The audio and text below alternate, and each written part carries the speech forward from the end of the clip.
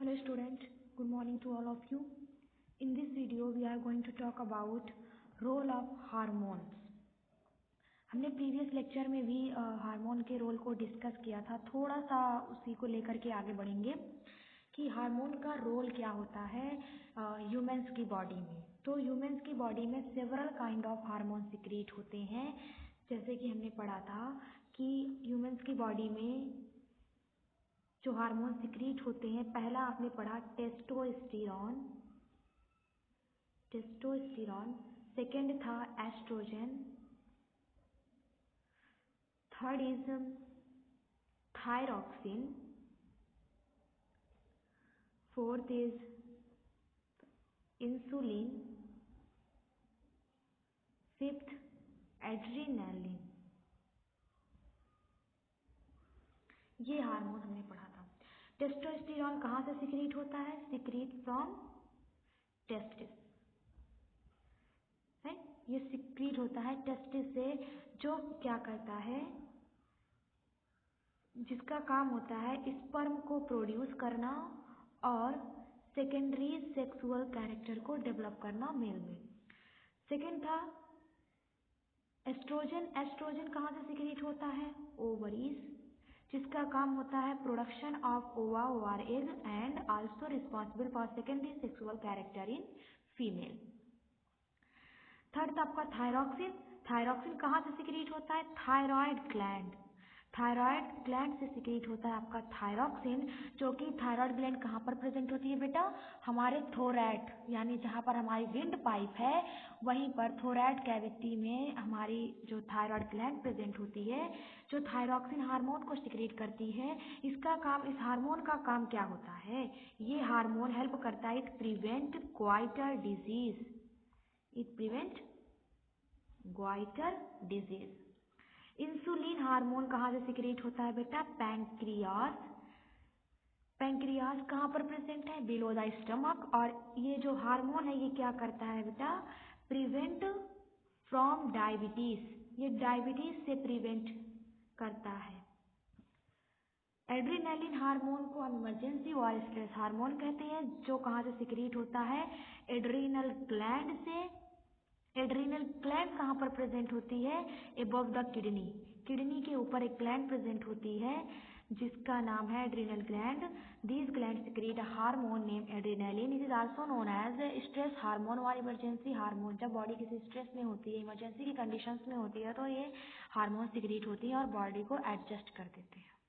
ये इतना हमने पढ़ लिया था।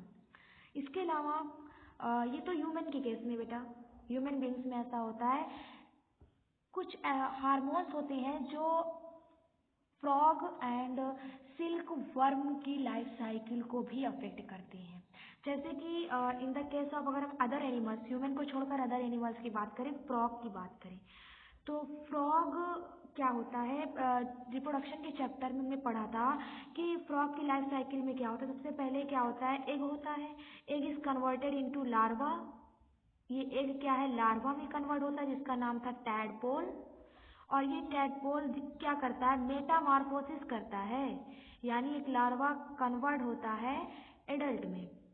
इस प्रोसेस को मेटामॉर्फोसिस कहते हैं। ये हमने पढ़ा है चैप्टर 9 में, रिप्रोडक्शन इन एनिमल्स में।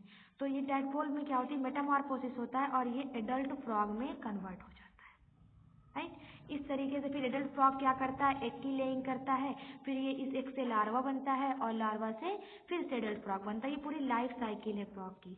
तो फ्रॉग में क्या होता है? ये जो लार्वा कन्वर्ट होता है एडल्ट में, इस प्रोसेस में जब मेटामॉर्फोसिस होती है फ्रॉग में, यानी लार्वा एडल्ट में कन्वर्ट होता है, तब क्या है? एक हार्मोन इस प्रोसेस को करवाता है। थायरॉक्सिन हार्मोन क्या करता है? मेटामॉर्फोसिस करता है फ्रॉग्स में। तो फ्रॉग्स में जो मेटामॉर्फोसिस होती है बेटा, वो कौन हार्मोन करता है? थायरॉक्सिन हार्मोन करता है। थायरॉक्सिन हार्मोन एक टैडपोल, यानी फ्रॉग के लार्वा जिसका नाम है टैडपोल, उसको एडल्ट में कन्वर्ट कर देता है। तो अगर जहाँ पर फ्रॉग है वाटर बॉडी में, फ्रॉग है, लार्वा है फ्रॉग का वाटर बॉडी में, तो अगर वाटर बॉडी में आयोडीन की डिफिशियंसी है तो ये लार्वा एडल्ट में कन्वर्ट नहीं होगा। क्यों नहीं होगा? Because iodine is essential for the synthesis of thyroxine hormone from thyroid gland. जो आयोडीन है बेटा, ये थायरॉक्सिन हार्मोन के सिंथेसिस के लिए रिस्पॉन्सिबल है। अगर हम अपनी बात करते हैं तो हमारी बॉडी में क्या है, थायराइड ग्लैंड है जो थायरॉक्सिन हार्मोन को सिक्रीट करती है। लेकिन अगर हमारी बॉडी में किसी वजह से आयोडीन की कमी हो जाए, हम अपने डाइट में आयोडीन ना लें, आयोडीन की डिफिशियंसी हो जाए, तो हमारी जो थायराइड ग्लैंड है वो प्रॉपरली थायरॉक्सिन हार्मोन को सिक्रीट नहीं करेगी और हमें ग्वाइटर हो जाएगा। क्लियर?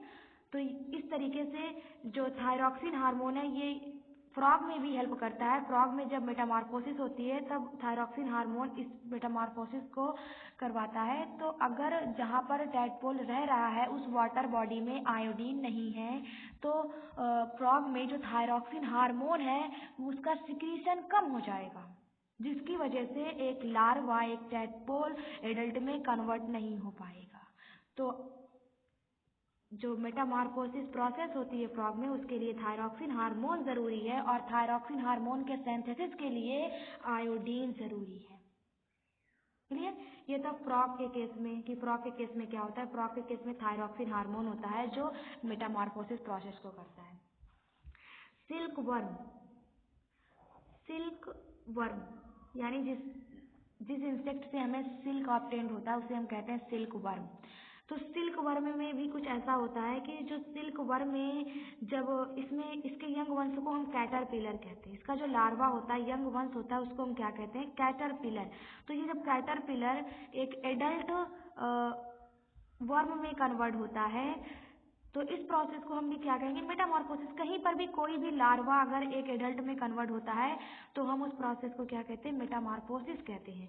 तो सिल्क वर्म में जब कैटरपिलर एडल्ट में कन्वर्ट होता है तब वहाँ पर एक हार्मोन इस प्रोसेस को करवाता है जिसका नाम है इंसेक्ट हार्मोन।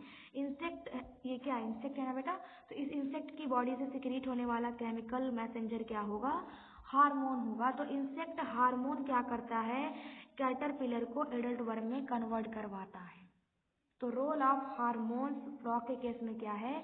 फ्रॉग की मेटामॉर्फोसिस कब होगी? जब थायरॉक्सिन हार्मोन सिक्रीट होगा और थायरॉक्सिन हार्मोन के सिक्रीशन के लिए आयोडीन चाहिए होगी, राइट? और सिल्क वर्म में कैटरपिलर कब एडल्ट में कन्वर्ट होगा? जब इंसेक्ट से, इस सिल्क वर्म से क्या होगा? एक हार्मोन सिक्रीट होगा, इंसेक्ट हार्मोन। ये था आपका हार्मोन से related topic. Now the next topic is, आपका नेक्स्ट टॉपिक है रिप्रोडक्टिव हेल्थ। जनरली हेल्थ क्या होती है?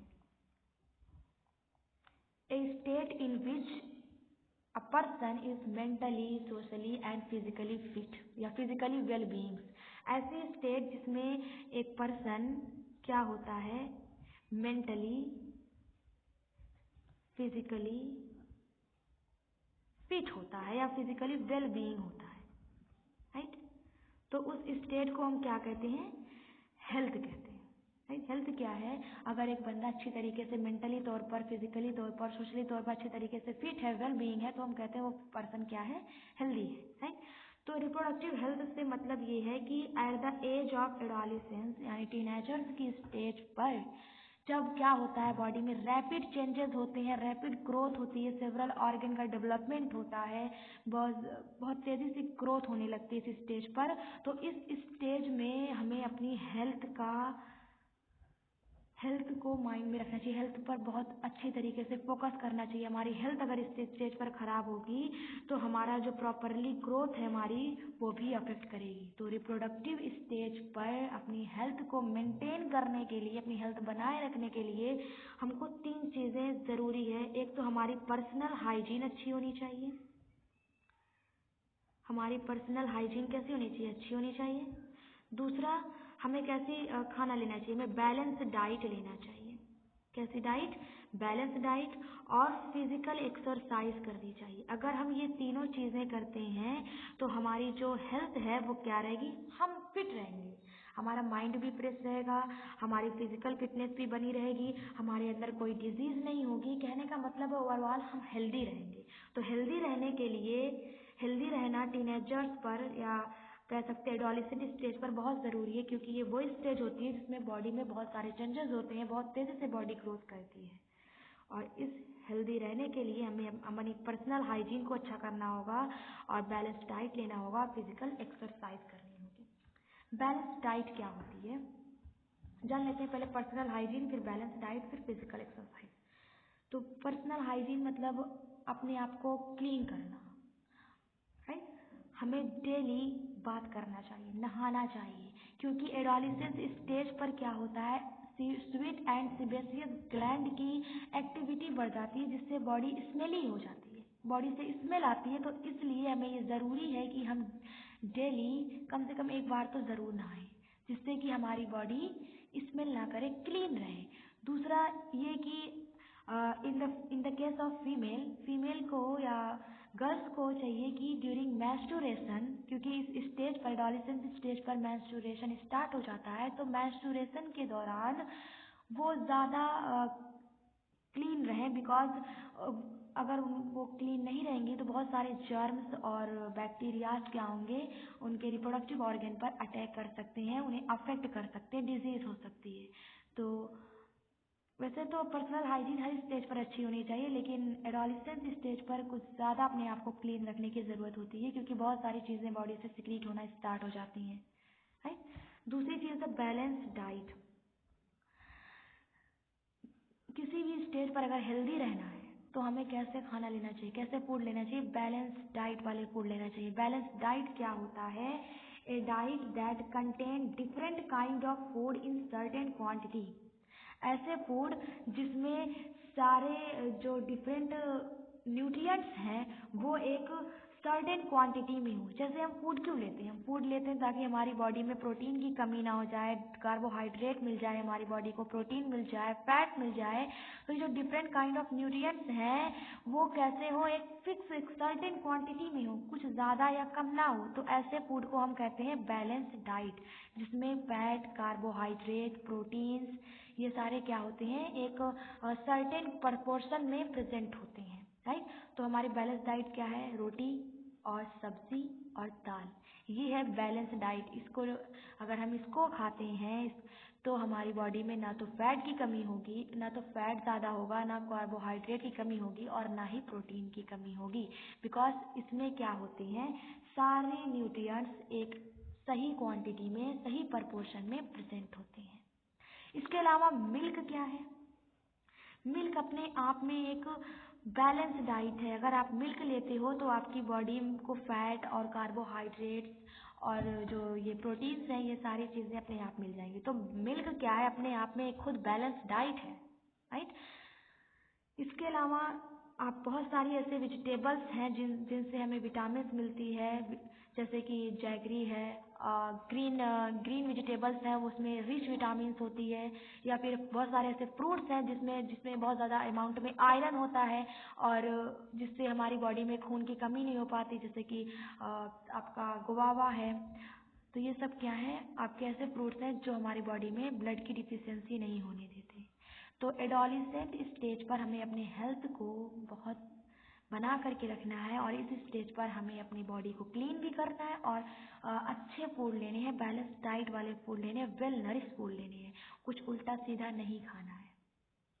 जैसे कि समोसा आप लोग खाते चले जाते हो, ये नहीं सोचते कि उसमें कितना फैट होगा, बस अच्छा लगता है तो बस खा लेते हो। तो ये नहीं होना चाहिए, ऐसे फूड लेना चाहिए जिससे आपको जो फैट है, प्रोटीन है और कार्बोहाइड्रेट है, ये सर्टेन क्वांटिटी में मिले, जितना आपकी बॉडी को चाहिए, कुछ ज़्यादा ना हो पाए। तीसरी चीज़ है फिजिकल एक्सरसाइज।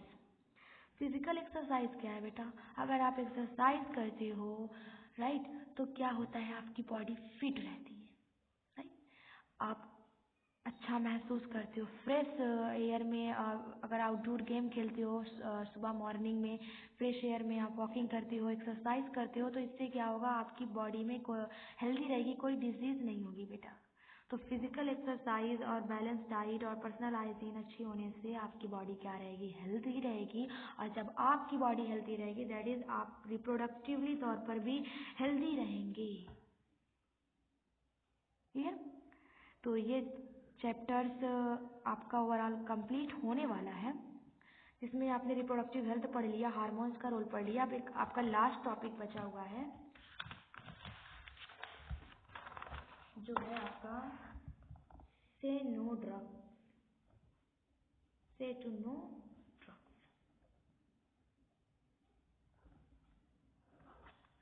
ये ड्रग्स क्या है बेटा? Drugs are additive.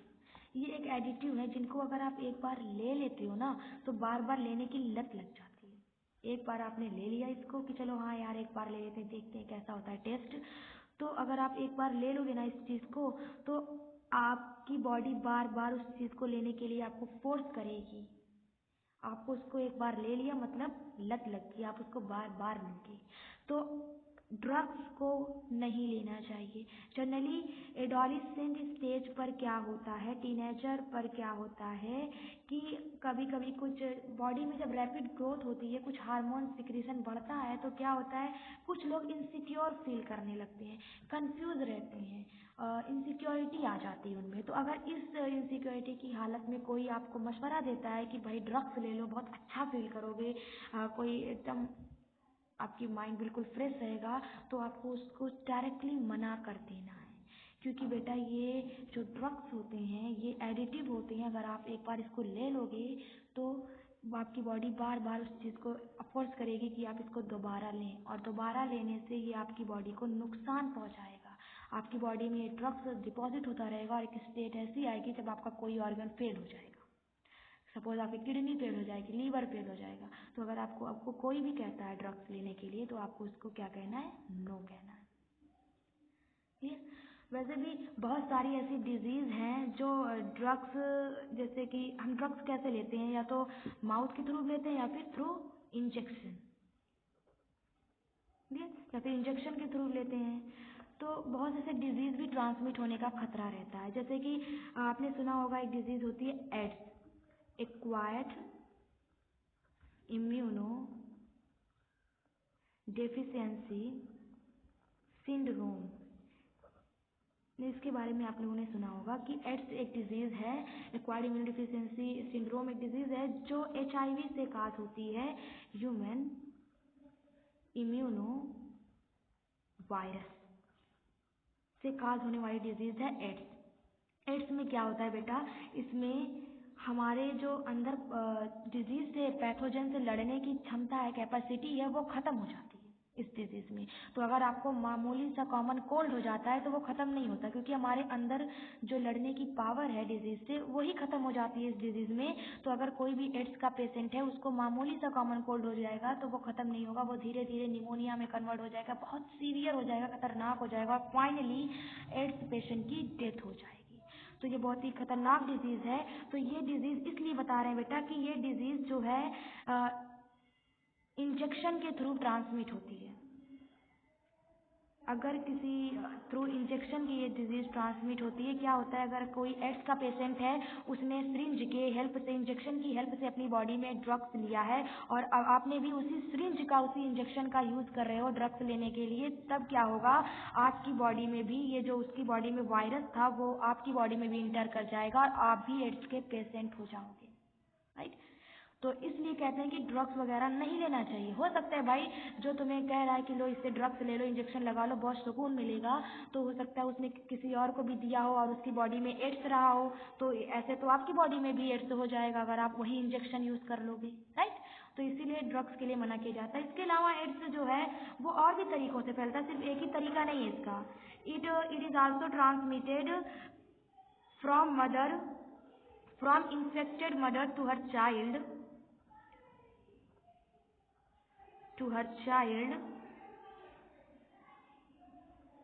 at the time of feeding, milk feeding. Right. Milk feeding के दौरान एक बच्चे में उसकी मदर से ट्रांसमिट हो सकता है। अगर मदर इन्फेक्टेड है और वो फीड करा रही है अपने बच्चों को, तो क्या होता है, वो बच्चा भी एड्स से सफ़र करने लगेगा, क्योंकि एड्स का वायरस उसकी बॉडी में भी इंटर कर जाएगा। This disease is also transmitted by sexual contact. Sexual contact होने पर भी ये डिजीज एक इन्फेक्टेड पर्सन से हेल्दी पर्सन में ट्रांसमिट होती है। तो एड्स क्या है? एक्वायर्ड इम्यूनोडिफिशियेंसी सिंड्रोम है, जिसमें बॉडी के अंदर डिजीज से लड़ने की कैपेसिटी खत्म हो जाती है और ये डिजीज एक वायरस काज करता है जिसका नाम है ह्यूमन इम्यूनो वायरस। तो ये डिजीज 3 तरीके से फैलती है। पहला है थ्रू इंजेक्शन, यानी अगर किसी ऐसे पर्सन ने इंजेक्शन यूज़ किया है जो एड्स का पेशेंट है और उसी इंजेक्शन को कोई हेल्दी पर्सन ले रहा है जिसकी बॉडी में एड्स नहीं है, तो उसकी बॉडी में भी एड्स डिजीज हो जाएगी। क्योंकि उसके बाद सेकेंड है आपका, it is also transmitted from infected mother to her child at the time of milk feeding and it is also transmitted by sexual contact between an infected person to healthy person. अगर एक infected HIV infected person और एक healthy person के बीच sexual contact हो रहा है तो भी एड्स ट्रांसमिट हो जाता है from infected to healthy person. तो I hope you understand, this chapter is finished and इसकी जो एक्सरसाइज के क्वेश्चन हैं हम सेंड कर देंगे। सो नेक्स्ट वीडियो में हम नेक्स्ट चैप्टर डिस्कस करेंगे, आपका फोर्स एंड प्रेशर।